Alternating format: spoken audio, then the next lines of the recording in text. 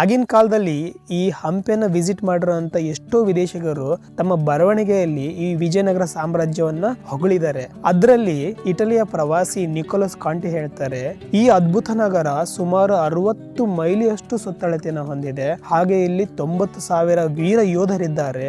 ಈ ಹಂಪಿಯ ಎಲ್ಲಾ ಗುಡ್ಡಗಳ ಬುಡದವರೆಗೂ ಕೋಟೆಯ ಗೋಡೆಗಳು ಚಾಚಿವೆ ಅಂತ ಹೇಳ್ತಾರೆ. ಪರ್ಷಿಯಾದ ಪ್ರವಾಸಿ ಅಬ್ದುಲ್ ರಜಾಕ್ ಹೇಳ್ತಾರೆ, ಈ ತರದ ಪಟ್ಟಣವನ್ನ ಇಡೀ ಪ್ರಪಂಚದಲ್ಲಿ ಯಾರು ನೋಡಿರಲಾರರು, ಕೇಳಿರಲಾರರು. ಇಲ್ಲಿ ಮಾರುವಂತ ಗುಲಾಬಿ ಹೂವು ವಿಶೇಷ.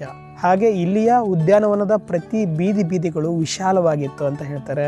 ರತ್ನ, ವಜ್ರ, ವೈಡೂರಗಳನ್ನ ಯಾವ ಭೀತಿಯೂ ಇಲ್ಲದೆ ಇಲ್ಲಿನ ಮಾರುಕಟ್ಟೆಯಲ್ಲಿ ಮಾರ್ತಾ ಇದ್ರು ಅಂತ ಅವ್ರು ಕೊಂಡಾಡ್ತಾರೆ. ಸ್ನೇಹಿತರೆ, ನೀವು ಹಂಪಿನ ವಿಸಿಟ್ ಮಾಡಿದಾಗ ನೋಡ್ಲೇಬೇಕಾಗಿರೋಂಥ ಸ್ಥಳಗಳು ಅಂತಂದ್ರೆ ವಿರೂಪಾಕ್ಷ ಟೆಂಪಲ್, ವಿಜಯ ವಿಠಲ ಟೆಂಪಲ್. ಅದರಲ್ಲಿ ಕಲ್ಲಿನ ರಥ ತುಂಬಾ ಬ್ಯೂಟಿಫುಲ್ ಆಗಿದೆ. ನೀವು 50 ರೂಪಾಯಿ ನೋಟ್ ನಲ್ಲಿ ನೋಡಿರ್ತೀರಾ. ಹಾಗೆ ನೀವು ನೋಡ್ಲೇಬೇಕಾಗಿದ್ದು ಹಜಾರಾರಾಮ ಟೆಂಪಲ್. ತುಂಬಾ ಬ್ಯೂಟಿಫುಲ್ ಆಗಿದೆ, ಡಿಫ್ರೆಂಟ್ ನಿಮಗೆ ಫೀಲ್ ಕೊಡುತ್ತೆ. ಸ್ನೇಹಿತರೆ, ನಾವೀಗ ಕಲ್ಲಿನ ರಥ ಇರೋಂತ ವಿಠಲ ದೇವಸ್ಥಾನಕ್ಕೆ ಹೋಗ್ತಾ ಇದ್ದೀವಿ.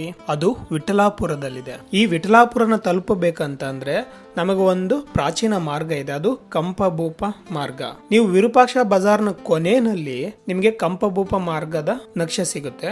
ಅಲ್ಲಿಂದ ನೀವು ವಿಠಲಾಪುರನ ತಲುಪಬಹುದು. ಸ್ನೇಹಿತರೆ, ಈ ಕಂಪಭೂಪ ಮಾರ್ಗ ತುಂಬಾ ಹಳೇದಾಗಿದ್ದು ಆಗಿನ ರಾಜರುಗಳು ಓಡಾಡೋದಕ್ಕೆ ಅನುಕೂಲ ಆಗ್ಲಿ ಅಂತ ಮಾಡ್ಕೊಂಡಿದ್ದು. ಕ್ರಿಸ್ತಶಕ 1377 ಮತ್ತೆ 1404ರಲ್ಲಿ ಇದನ್ನ ಮಾಡಿದ್ದಾರೆ.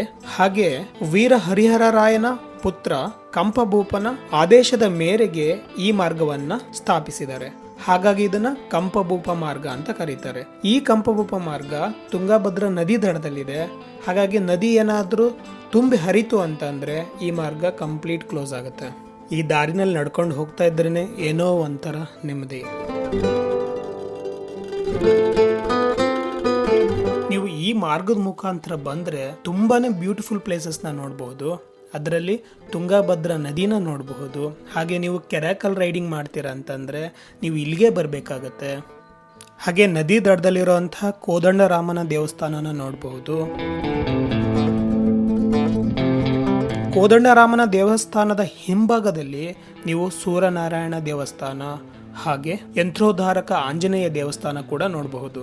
ಸ್ನೇಹಿತರೆ, ಇಲ್ಲೊಂದು ಅರ್ಧ ತಾಸು ನಾವು ವಿಶ್ರಾಂತಿ ಪಡ್ಕೊಂಡ್ವಿ. ಅದಾದ್ಮೇಲೆ ಸ್ವಲ್ಪ ಮುಂದಕ್ಕೆ ಬಂದ್ರೆ ನಮಗೊಂದು ಹಾಳು ದೇವಸ್ಥಾನ ಕಾಣಿಸ್ತು. ಈ ದೇವಸ್ಥಾನದ ಹೆಸರು ಕೂಡ ಗೊತ್ತಾಗ್ಲಿಲ್ಲ, ಅಷ್ಟು ಹಾಳಾಗಿತ್ತು. ಹಾಗೆ ಒಳಗೆ ಮೂರ್ತಿ ಏನಾದ್ರೂ ಸಿಗ್ಬೋದಂತ ನೋಡಿದ್ರೆ ಅಲ್ಲಿ ಕೂಡ ಏನು ಇರ್ಲಿಲ್ಲ.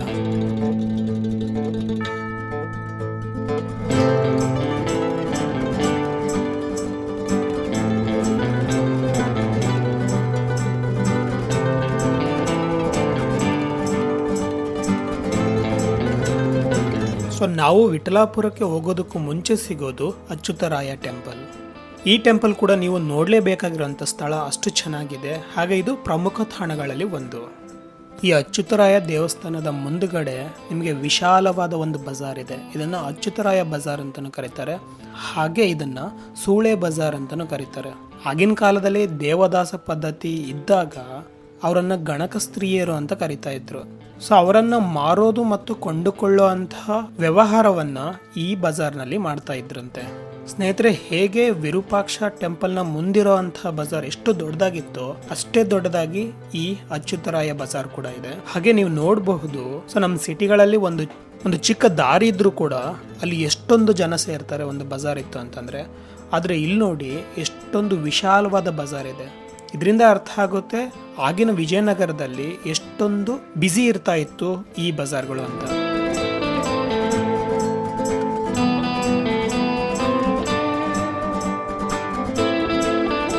ಈ ಬಜಾರ್ ಎಂಟ್ರಿ ಆಗ್ತಿದ್ದ ಹಾಗೆ ನಿಮಗೆ ಬಲಭಾಗದಲ್ಲಿ ಕಲ್ಯಾಣಿ ಅಥವಾ ಪವಿತ್ರ ಕೊಳ ಸಿಗುತ್ತೆ. ಸೊ ವಿಶೇಷ ದಿನಗಳಲ್ಲಿ ಅಂದ್ರೆ ಜಾತ್ರೆಗಳಲ್ಲಿ ಅಥವಾ ಪೂಜಾ ಸಮಯದಲ್ಲಿ ದೇವರ ಮೂರ್ತಿಯನ್ನ ಇಲ್ಲಿ ತಂದು ಅಲಂಕಾರ ಮಾಡಿ ಜುವೆಲ್ಸ್ ನ ಹಾಕಿ ಪೂಜೆ ಮಾಡ್ತಾ ಇದ್ರು. ಬನ್ನಿ ಅಚ್ಯುತರಾಯ ಟೆಂಪಲ್ ನ ನೋಡ್ಕೊಂಡ್ ಬರೋಣ.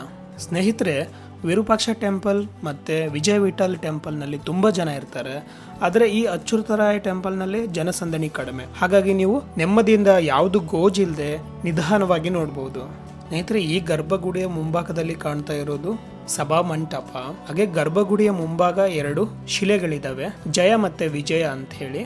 ಇವರು ವಿಷ್ಣುವಿನ ದ್ವಾರಪಾಲಕರು. ಸೊ ಇದನ್ನು ಕೂಡ ದಾಳಿಕೋರರು ನಾಶ ಮಾಡಿದ್ದಾರೆ. ಹಾಗೆ ನೀವು ಗರ್ಭಗುಡಿಯ ಒಳಗಡೆ ಇಣಿಕಿ ನೋಡಿದಾಗ ಗೊತ್ತಾಗುತ್ತೆ, ಅಲ್ಲಿ ಕೂಡ ಪೂಜೆ ನಡೆಯೋದಿಲ್ಲ, ವಿಗ್ರಹ ಇರೋದಿಲ್ಲ. ಈ ಅಚ್ಯುತರಾಯ ಟೆಂಪಲ್ 1534ರಲ್ಲಿ ಕಟ್ತಾರೆ. ಸುಮಾರು 16ನೇ ಶತಮಾನದಲ್ಲಿ. ಹಾಗೆ ಈ ದೇವಸ್ಥಾನ ಮಾತಂಗ ಪರ್ವತದ ಬುಡದಲ್ಲಿರುತ್ತೆ. ಈ ದೇವಸ್ಥಾನನ ಕಟ್ಟಿದ್ದು ತಿರುವೆಂಗಳನಾಥನಿಗೆ. ತಿರುವೆಂಗಳನಾಥ ಅಂತ ಅಂದ್ರೆ ಶ್ರೀ ವಿಷ್ಣುವಿನ ಅವತಾರ. ಹಾಗಾಗಿ ಇದು ಶ್ರೀ ವಿಷ್ಣುವಿನ ದೇವಸ್ಥಾನ. ಈ ದೇವಸ್ಥಾನ ಕೂಡ ಎಲ್ಲ ದೇವಸ್ಥಾನದ ಹಾಗೆ ಬರಿದಾಗಿದೆ. ಹಾಗೆ ನೀವು ದೇವಸ್ಥಾನದ ಮುಂಭಾಗದಲ್ಲಿ ನೋಡೋದಾದ್ರೆ ಕಲ್ಯಾಣ ಮಂಟಪ ಮತ್ತೆ ಸಭಾ ಮಂಟಪಗಳು ಕಾಣಿಸುತ್ತೆ.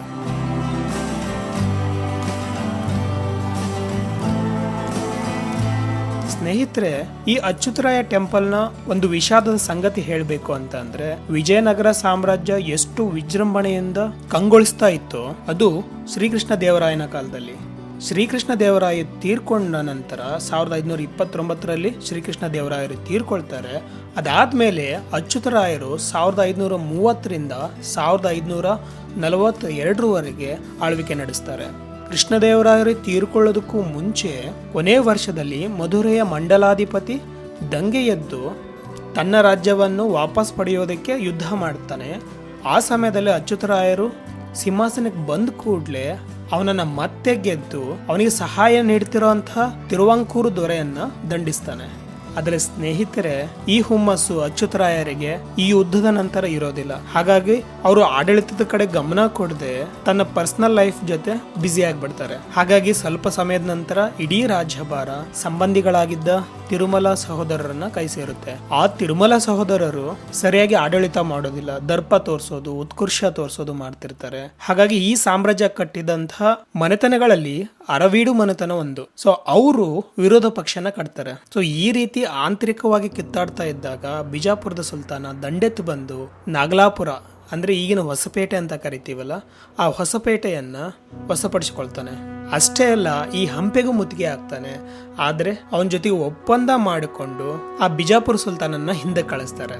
ಸೊ ಕೃಷ್ಣದೇವರಾಯರು ಅವರಿದ್ದ ಸಮಯದಲ್ಲಿ ಎಷ್ಟು ದಕ್ಷತೆಯಿಂದ ಈ ಸಾಮ್ರಾಜ್ಯವನ್ನ ಕಟ್ಟಿದ್ರು, ಯಾರು ಮುಂದೆನೂ ತಲೆ ಬಾಗ್ತಾ ಇರಲಿಲ್ಲ. ಹಾಗೆ ಈ ಹಂಪೆನ ತುಂಬಾ ಉತ್ತುಂಗದ ಸ್ಥಾನಕ್ಕೆ ತಗೊಂಡೋಗಿದ್ರು. ಆದ್ರೆ ಅಚ್ಯುತರಾಯರು ಬಂದ ನಂತರ ಈ ಹಂಪಿ ಸಾಮ್ರಾಜ್ಯದ ಬಿಗಿ ಸಡಿಲ ಆಗ್ತಾ ಹೋಗುತ್ತೆ. ಹಾಗೆ ಮುಂದೆ ರಕ್ಕಸ ತಂಗಡಗಿ ಯುದ್ಧಕ್ಕೆ ಇದು ನಾಂದಿಯಾಗುತ್ತೆ. ಅಂದ್ರೆ ನೇರವಾಗಿ ಹೇಳೋದಾದ್ರೆ ಹಂಪಿಯ ವಿನಾಶದ ನಾಂದಿ ಇಲ್ಲಿಂದ ಶುರುವಾಗುತ್ತೆ. ಹಂಪಿ ಇತಿಹಾಸ ಮಾತಾಡ್ತಾ ಮಾತಾಡ್ತಾ ಮಾತಂಗ ಪರ್ವತ ಹತ್ತಿದ್ದು ಗೊತ್ತೇ ಆಗ್ಲಿಲ್ಲ.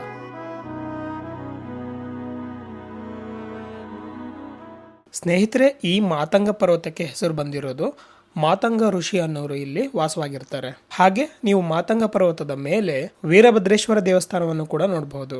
ಅಷ್ಟೇ ಅಲ್ಲ, ಇಡೀ ಹಂಪಿಯ ಒಂದು ಪಕ್ಷಿ ನೋಟ ನೀವು ಈ ದೇವಸ್ಥಾನದ ಮೇಲ್ಛಾವಣಿಯಿಂದ ನೋಡಬಹುದು.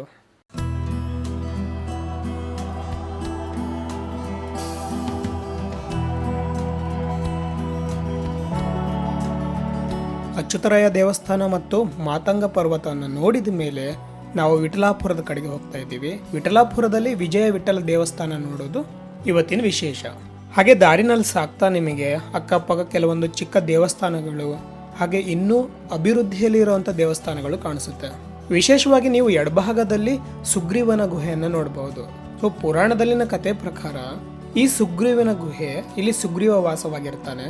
ರಾವಣ ಸೀತೆಯನ್ನ ಅಪಹರಿಸಿ ಪುಷ್ಪಕ ವಿಮಾನದಲ್ಲಿ ತಗೊಂಡು ಹೋಗ್ತಿದ್ದಾಗ ಸೀತೆ ಸಹಾಯಕ್ಕಾಗಿ ಕಾಪಾಡಿ ಕಾಪಾಡಿ ಅಂತ ಕೂಕೊಳ್ತಿರ್ತಾರೆ. ಆ ಸಮಯದಲ್ಲಿ ಅವ್ರಿಗೊಂದು ಉಪಾಯ ಹೊಳೆಯುತ್ತೆ. ತಾವು ಹೋಗೋ ದಾರಿನಲ್ಲೆಲ್ಲ ಗುರುತಿಗಾಗಿ ಕೆಲವೊಂದು ವಸ್ತುಗಳನ್ನ ಅಥವಾ ಜುವೆಲ್ಸ್ನ ಬಿಸಾಕ್ತಾ ಇರ್ತಾರೆ. ಹಾಗೆ ಈ ಸುಗ್ರೀವನ ಗುಹೆಯ ಹತ್ರ ಸೀತಾಮಾತೆ ತನ್ನೆಲ್ಲಾ ಆಭರಣಗಳನ್ನ ಕಟ್ಟಿ ಬಿಸಾಕ್ತಾರೆ. ಅದು ಈ ಜಾಗದಲ್ಲಿ ಅಂತ ಇಲ್ಲಿ ಹೇಳ್ತಾರೆ. ಹಾಗೆ ಇದು ಬಂಡೆ ಸೀರೆ ಆಕಾರದಲ್ಲಿ ತುಂಬಾ ಹರಡಿಕೊಂಡಿದೆ. ಸೊ ಇನ್ನೊಂದು ಕತೆ ಪ್ರಕಾರ ರಾವಣ ಸೀತೆಯನ್ನ ಪುಷ್ಪಕ ವಿಮಾನ ಸಮೇತ ಇಲ್ಲಿ ವಿಶ್ರಾಂತಿಗಾಗಿ ಇಳಿಸ್ತಾರೆ. ಹಾಗೆ ಸೀತೆನ ಸಮಾಧಾನ ಮಾಡೋಕ್ಕೋಸ್ಕರ. ಅಂತ ಸಮಯದಲ್ಲಿ ಸೀತೆಯನ್ನ ದರ ಎಳ್ಕೊಂಡು ಈ ಗುಹೆ ಒಳಗೆ ಹೋಗಿ ಅಲ್ಲಿ ಸ್ವಲ್ಪ ಇಟ್ಟಿರ್ತಾನೆ. ಸೊ ಎಳ್ಕೊಂಡು ಹೋಗಿದ್ದು ಮಾರ್ಕು ಇಲ್ಲಿ ಈ ರೀತಿ ಕಾಣಿಸ್ತಿದೆ. ಆದ್ರೆ ಸೈಂಟಿಫಿಕ್ ಆಗಿ ನೋಡೋದಾದ್ರೆ ಇದು ಕಲ್ಲಿನ ಪದರು.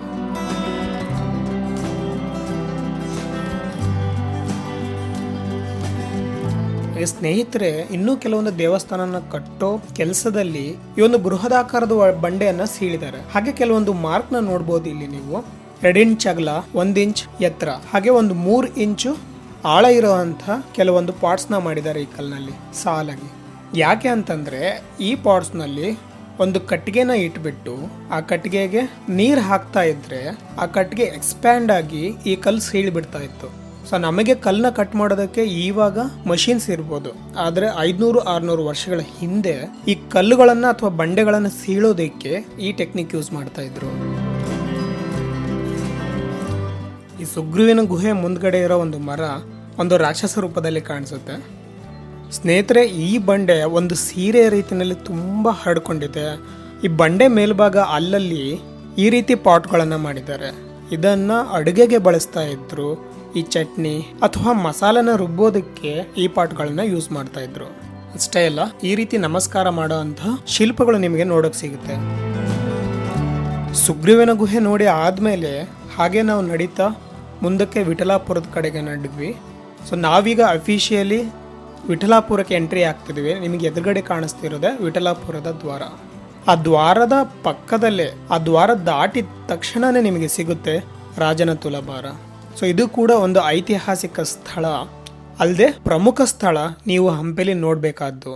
ತುಲಾಭಾರ ಅಂದರೆ ನೀವು ಕೇಳಿರ್ತೀರ. ಹಾಗೆ ಇದ್ರ ವಿಶೇಷತೆ ಏನು ಅಂತ ಅಂದರೆ, ಸೊ ದಾನ ಮಾಡೋಂತಹ ಪುರುಷ ಅಥವಾ ರಾಣಿ ಯಾರು ಇರ್ತಾರೆ, ಅವ್ರ ತೂಕದಷ್ಟೇ ದುಡ್ಡು ಅಥವಾ ರತ್ನ ಬಂಗಾರಗಳನ್ನ ತೂಗಿ ಅದನ್ನ ಬಡವರಿಗೆ ದಾನ ಮಾಡ್ತಿದ್ರಂತೆ. ಸೊ ಆ ತುಲಾಭಾರ ಮಾಡ್ತಾ ಇದ್ದಿದ್ದು ಈ ಜಾಗದಲ್ಲಿ. ನೀವು ಮೇಲ್ ನೋಡ್ಬಹುದು, ಆ ಕಲ್ಲಿನ ತೊಲೆ ಮೇಲೆ ಎರಡೂ ಭಾಗದಲ್ಲಿ ಮತ್ತೆ ಮಧ್ಯೆ ತಕ್ಕಡಿಗಳನ್ನ ತೂಗೋದಕ್ಕೆ ಕುಣಿಕೆಗಳನ್ನ ಮಾಡಿದ್ದಾರೆ. ಸೊ ರಾಜರ ತುಲಾಭಾರ ನೋಡಿ ಆದ್ಮೇಲೆ ಇನ್ನು ಸ್ವಲ್ಪ ದೂರನ ನಡೆದ್ರೆ ನಿಮಗೆ ವಿಜಯ ವಿಠಲ ದೇವಸ್ಥಾನ ಸಿಗುತ್ತೆ.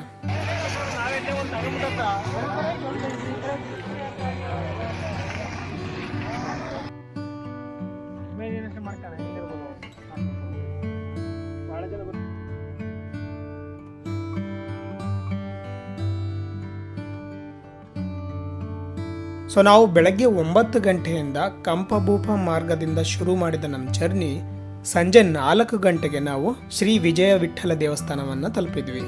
ನಿಜ ಹೇಳಬೇಕು ಅಂತಂದ್ರೆ ರೋಮಾಂಚನ ಆಗ್ತಿದೆ. ಯಾಕಂದ್ರೆ ಚಿಕ್ಕ ವಯಸ್ಸಿಂದ ನಾನು ಟಿವಿನಲ್ಲಿ, ಬುಕ್ಸ್ನಲ್ಲಿ ಕಲ್ಲಿನ ರಥ ನೋಡ್ತಾ ಇದ್ದೆ. ಆ ಕಲ್ಲಿನ ರಥ ಇರೋವಂತಹ ಜಾಗ ಈ ವಿಜಯ ವಿಠಲ ದೇವಸ್ಥಾನ. ಹಾಗಾಗಿ ನನ್ನ ಕೈ ಮೇಲೆ ಗೂಸ್ ಬಂಪ್ಸ್ ಬರ್ತಾ ಇದೆ. ತುಂಬ ಎಕ್ಸೈಟ್ ಆಗಿದ್ದೀನಿ ಒಳಗಡೆ ಏನೇನಿದೆ ಅಂತ ನೋಡೋದಕ್ಕೆ. ಯಾಕಂತಂದರೆ ಈ ದೇವಸ್ಥಾನ ತುಂಬಾ ವಿಶೇಷತೆಗಳಿಂದ ಕೂಡಿದೆ. ಅದರಲ್ಲಿ ಕಲ್ಲಿನ ರಥ ಒಂದು, ಹಾಗೆ ಸರಿಗಮಪ ಕಂಬಗಳು ಅಂದರೆ ಸಂಗೀತವನ್ನು ಹೊರಹೊಮ್ಮಿಸುವಂಥ ಕಲ್ಲಿನ ಕಂಬಗಳು ನಿಮಗಿಲ್ಲಿ ಸಿಗುತ್ತೆ. ಅಬ್ಬಬ್ಬಾ, ಎಷ್ಟು ಚೆನ್ನಾಗಿದೆ ಈ ದೇವಸ್ಥಾನ ಅಂತಂದರೆ, ಹಂಪಿಲಿರೋ ಎಲ್ಲ ದೇವಸ್ಥಾನಗಳು ಮತ್ತು ಸ್ಮಾರಕಗಳನ್ನು ಕಂಪೇರ್ ಮಾಡಿದರೆ ಈ ದೇವಸ್ಥಾನಕ್ಕೆ ಸಾಟಿನೇ ಇಲ್ಲ. ಅಷ್ಟೊಂದು ವೈಭವವಾಗಿದೆ. ಹಾಗೆ ಇಲ್ಲಿನ ವಾಸ್ತುಕಲೆ ನೈಪುಣ್ಯವನ್ನು ನೋಡಿದರೆ ಆ ವಿಜಯನಗರ ಸಾಮ್ರಾಜ್ಯದ ಶಿಲ್ಪಕಾರರಿಗೆ ಸೆಲ್ಯೂಟ್.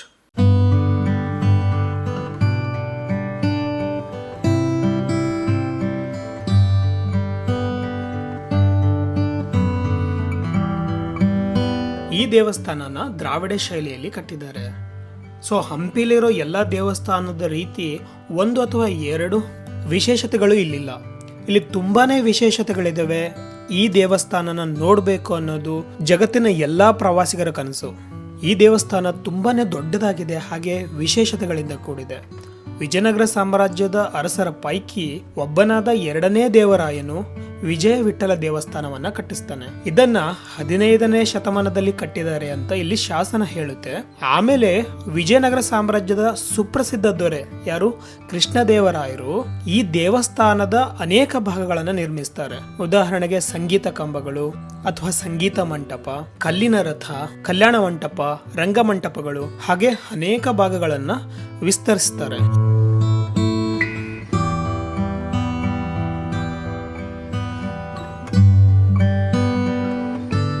ಈ ದೇವಸ್ಥಾನ ಕೂಡ ಇಷ್ಟು ಸುಂದರವಾಗಿ ಕಾಣೋದಕ್ಕೆ ಶ್ರೀಕೃಷ್ಣ ದೇವರಾಯರೇ ಕಾರಣ. ಅಷ್ಟೇ ಅಲ್ಲ ಸ್ನೇಹಿತರೆ, ಈ ಎಲ್ಲಾ ಮಂಟಪಗಳು ದೇವಸ್ಥಾನಗಳನ್ನ ಒಂದು ಬೃಹದಾಕಾರವಾದ ಕಾಂಪೌಂಡ್ ಅಥವಾ ಆವರಣ ಗೋಡೆ ಅಂತ ಕರಿತೀವಿ, ಇದನ್ನ ಸುತ್ತುವರೆದಿದೆ. ಈ ದೇವಸ್ಥಾನಗಳನ್ನ ನೋಡೋದಾದ್ರೆ ದೇವಿಯ ಗುಡಿ, ಮಹಾಮಂಟಪ, ಪ್ರಧಾನ ಮೊಗಸಾಲೆ, ರಂಗಮಂಟಪ, ಕಲ್ಯಾಣ ಮಂಟಪ, ಉತ್ಸವ ಮಂಟಪ ಮತ್ತು ಇವೆಲ್ಲದನ್ನು ಬಿಟ್ಟು ನಿಮಗೆ ಎಲ್ಲರಿಗೂ ಗೊತ್ತಿರುವಂತದ್ದು ಕಲ್ಲಿನ ರಥ. ಈ ಕಲ್ಲಿನ ರಥ ಎಷ್ಟು ಸುಂದರವಾಗಿದೆ ಅಂತ ಅಂದರೆ, ಪ್ರಪಂಚದ ಅದ್ಭುತಗಳ ಪೈಕಿ 3 ಕಲ್ಲಿನ ರಥಗಳಿದ್ದಾವೆ. ಆ 3 ಕಲ್ಲಿನ ರಥದಲ್ಲಿ ಈ ಕಲ್ಲಿನ ರಥ ಒಂದು. ಇನ್ನೆರಡು ಕೊನಾರ್ಕ್ ಮತ್ತೆ ಮಹಾಬಲಿಪುರಂನಲ್ಲಿದೆ. ನಾವು 2ನೇ ಭಾಗದಲ್ಲಿ ನೋಡಿರೋ ಹಾಗೆ ಶ್ರೀಕೃಷ್ಣ ದೇವರಾಯರು ಕಳಿಂಗದ ಗಜಪತಿಯನ್ನ ಗೆದ್ದು ಅಲ್ಲಿರೋ ಬಾಲಕೃಷ್ಣ ವಿಗ್ರಹವನ್ನ ತಂದು ಶ್ರೀಕೃಷ್ಣ ಟೆಂಪಲ್ ನ ಕಟ್ಟಿದ್ದಾರೆ ಅಂತ ನಾವು 2ನೇ ಭಾಗದಲ್ಲಿ ನೋಡಿದ್ವಿ. ಅದೇ ಸಮಯದಲ್ಲಿ ಈ ಕಲ್ಲಿನ ರಥವನ್ನು ಮಾಡೋದಿಕ್ಕೆ ಸ್ಫೂರ್ತಿ ಬಂದಿದ್ದು ಅದೇ ಯುದ್ಧ. ಅಂದ್ರೆ ಕೊನಾರ್ಕಿಗೆ ಹೋದಾಗ ಶ್ರೀಕೃಷ್ಣ ದೇವರಾಯರು ಅಲ್ಲಿರುವಂತಹ ಕಲ್ಲಿನ ರಥವನ್ನ ನೋಡ್ತಾರೆ. ಸೊ ಅದರ ಇನ್ಸ್ಪೈರೇಷನ್ ಇಂದ ಅದೇ ರೀತಿ ಈ ಹಂಪೆಲಿ ಈ ಕಲ್ಲಿನ ರಥನ ಮಾಡೋದಕ್ಕೆ ಆರ್ಡರ್ ಮಾಡ್ತಾರೆ. ನಾವೆಲ್ಲರೂ ಇದನ್ನ ಕಲ್ಲಿನ ರಥ ಅಂತ ಕರಿತೀವಿ. ವಾಸ್ತವವಾಗಿ ಇದನ್ನ ಗುಡಿನೇ ಅಂತ ಮಾಡಿದ್ದು. ಈ ಗುಡಿ ಭಗವಾನ್ ವಿಷ್ಣುವಿನ ವಾಹನ, ಯಾರು ಗರುಡ. ಆ ಗರುಡನಿಗೆ ಕಲ್ಲಿನ ರಥದ ರೂಪದಲ್ಲಿ ಈ ಗುಡಿನ ಕಟ್ಟಿಸ್ತಾರೆ. ಆ ಗರುಡ ಮೂರ್ತಿಯನ್ನ ನೀವು ಕಲ್ಲಿನ ರಥದೊಳಗೆ ನೋಡ್ಬೋದು. ಈ ರಥನೂ ಕೂಡ ದಾಳಿಕೋರರು ಬಿಟ್ಟಿಲ್ಲ, ಇದನ್ನು ನಾಶ ಮಾಡಕ್ಕೆ ಪ್ರಯತ್ನ ಮಾಡಿದ್ದಾರೆ. ಈ ರಥದ ಮೇಲ್ಗಡೆ ಗಾರೆಯಲ್ಲಿ ಮಾಡಿರೋಂಥ ಗೋಪುರ ಇತ್ತು, ಅದು ಕೂಡ ಬಿದ್ದು ಹೋಗಿದೆ.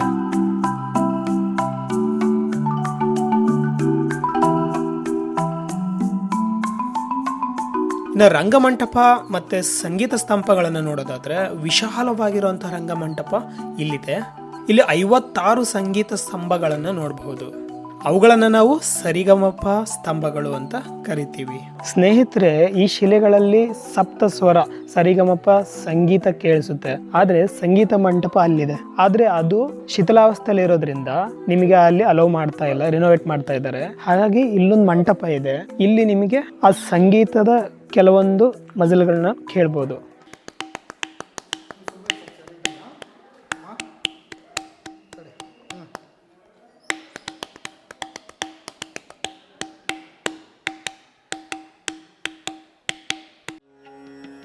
ಈ ಪ್ರತಿಯೊಂದು ದೇವಸ್ಥಾನ ಕಟ್ಟೋದಕ್ಕೂ ಮುಂಚೆ ಇವ್ರು ಏನ್ ಮಾಡ್ತಾ ಇದ್ರು, ಮಿನಿಯೇಚರ್ ಮಾಡೆಲ್ ಅಂತ ಮಾಡ್ಕೊಳ್ತಾ ಇದ್ರು. ಈ ಮಿನಿಯೇಚರ್ ಮಾಡೆಲ್ ಹೇಗೆ ಮಾಡ್ತಾ ಇದ್ರು ಅಂತ ತೋರಿಸ್ತೀನಿ ಬನ್ನಿ. ಈಗ ನೀವು ಈ ಬೇಸ್ನ ನೋಡೋದಾದ್ರೆ ಈ ಬೇಸು ಪ್ಲೇನ್ ಆಗಿದೆ. ಇಲ್ಲಿ ನೋಡಿ, ಈ ಬೇಸ್ ಪ್ಲೇನ್ ಆಗಿದೆ ಈ ರೀತಿ. ಹಾಗೆ ನೆಕ್ಸ್ಟ್ ನಿಮಗೆ ಲೋಟಸ್ ಥರ ಒಂದು ಸ್ಮಾಲ್ ಡಿಸೈನ್ ಬರುತ್ತೆ. ಆ ಲೋಟಸ್ ಥರ ಡಿಸೈನ್ನ ಅವರು ಇಲ್ಲಿ ಮಾಡಿದ್ದಾರೆ. ಸೊ ಹಾಗೆ ನೀವು ಇಲ್ಲಿ ನೋಡ್ಬೋದು, ಬ್ಯಾಂಗಲ್ಸ್ ಥರ ಬರುತ್ತೆ. ಆ ಮಾಡೆಲ್ನ ಇಟ್ಕೊಂಡು ಈ ರೀತಿ ಡಿಸೈನ್ ಮಾಡ್ಕೊಂಡಿದ್ದಾರೆ. ಹಾಗೆ ನಿಮ್ಮ ನೆಕ್ಸ್ಟ್ ಬರುತ್ತಲ್ಲ ಈ ಸೆಕ್ಷನ್ನು ಇದು. ಹಾಗೆ ನೀವು ಇಲ್ಲಿ ಬರೋದೆಲ್ಲ ಕಂಬಗಳು ಮತ್ತು ಗರ್ಭಗುಡಿ. ಸೊ ದೇವರನ್ನ ಪ್ರತಿಷ್ಠಾಪನೆ ಮಾಡೋದು ಮತ್ತು ಕಂಬಗಳನ್ನು ಹೇಗೆ ಡಿಸೈನ್ ಮಾಡೋದು ಅಂತ ಇಲ್ಲಿ ರೆಪ್ರೆಸೆಂಟ್ ಮಾಡಿದ್ದಾರೆ. ಹಾಗೆ ಇದು ಮೇಲ್ಛಾವಣಿ, ಈ ಮೇಲ್ಭಾಗ. ಈ ರೀತಿಯಾಗಿ ಅವರು ಒಂದು ದೇವಸ್ಥಾನ ಕಟ್ಟೋದಕ್ಕೂ ಮುಂಚೆ ಈ ಥರ ಮಿನಿಯೇಚರ್ ಮಾಡೆಲ್ನ ಮಾಡ್ಕೊಳ್ತಾ ಇದ್ರು. ಸ್ನೇಹಿತರೆ, ಇವರು ಎಷ್ಟು ಸೂಪರ್ಬಾಗಿ ಡಿಸೈನ್ ಮಾಡ್ತಾ ಇದ್ರು ಅಂದರೆ, ಬನ್ನಿ ಇಲ್ಲಿ ನಾನು ನೀರನ್ನ ಹಾಕ್ತಿದ್ದೀನಿ. ಮೇಲ್ಗಡೆ ಮಳೆ ಬಂದಾಗೆಲ್ಲ ನೀರು ಬರ್ತಾ ಇತ್ತಲ್ವ. ಸೊ ನೀರನ್ನ ನೋಡಿ ನೀವು, ಪ್ರತಿಯೊಂದು ಹನಿಗಳು ಕರೆಕ್ಟಾಗಿ ಈ ಹೋಲಲ್ಲಿ ಬೀಳ್ತಾ ಇದೆ. ಈ ಹೋಲಲ್ಲಿ ಬಿದ್ದುಬಿಟ್ಟು ಇಲ್ಲಿಂದ ಇಳಿದು ಬರ್ತಾ ಇತ್ತು. ಅಂದರೆ ನಿಮಗೆ ಈ ಥರ ಮೂಲೆನಲ್ಲೂ ಡಿಸೈನ್ಸ್ ಕಾಣಿಸುತ್ತೆ. ನೀವು ಇದನ್ನು ಸುಮ್ಮನೆ ಮೇಲ್ಗಡೆ ನೋಡಿದ್ರೆ ಗೊತ್ತಾಗೋದಿಲ್ಲ, ಆದರೆ ಹತ್ತಿರ ಬಂದು ನೋಡಿದ್ರೆ ಅರ್ಥ ಆಗುತ್ತೆ. ಬನ್ನಿ, ನಿಮಗೆ ಈ ಥರ ನೋಡಿದರೆ ಕೇವಲ ಒಂದು ಕಪ್ಪಿ ಕಾಣಿಸುತ್ತೆ. ಅದೇ ನೀವು ಎರಡನ್ನೂ ನೋಡಿದರೆ ಒಂದು ಕಪ್ಪಿ ಅದ್ರ ಮರಿನ ಎತ್ಕೊಳ್ಳೋ ರೀತಿ ಕಾಣಿಸುತ್ತೆ. ಕರೆಕ್ಟಾ? ಹಾಗೆ ನೀವು ಇಷ್ಟು ಮಾತ್ರ ನೋಡಿದರೆ ಅದು ಶೇಷನಾಗ, ಹಾವಿನ ರೂಪದಲ್ಲಿ ಕಾಣಿಸುತ್ತೆ. ಹಾಗೆ ಈ ಕಡೆ ನೀವು ಎಡಗಡೆಯಿಂದ ನೋಡಿದರೆ ಇಲ್ಲಿ ನೋಡಿ,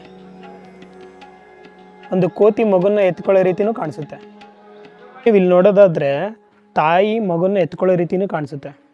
ಇಲ್ಲಿ ತಪ್ಕೊಂಡಿರೋ ರೀತಿನೂ ಕಾಣಿಸುತ್ತೆ. ಸೊ ಈ ರೀತಿಯಾಗಿ ಡಿಫ್ರೆಂಟಾಗಿ ಒಂದೇ ಶಿಲೆಯಲ್ಲಿ 100 ಅರ್ಥ ಬರೋ ರೀತಿ ಕೆತ್ತಿದ್ದಾರೆ.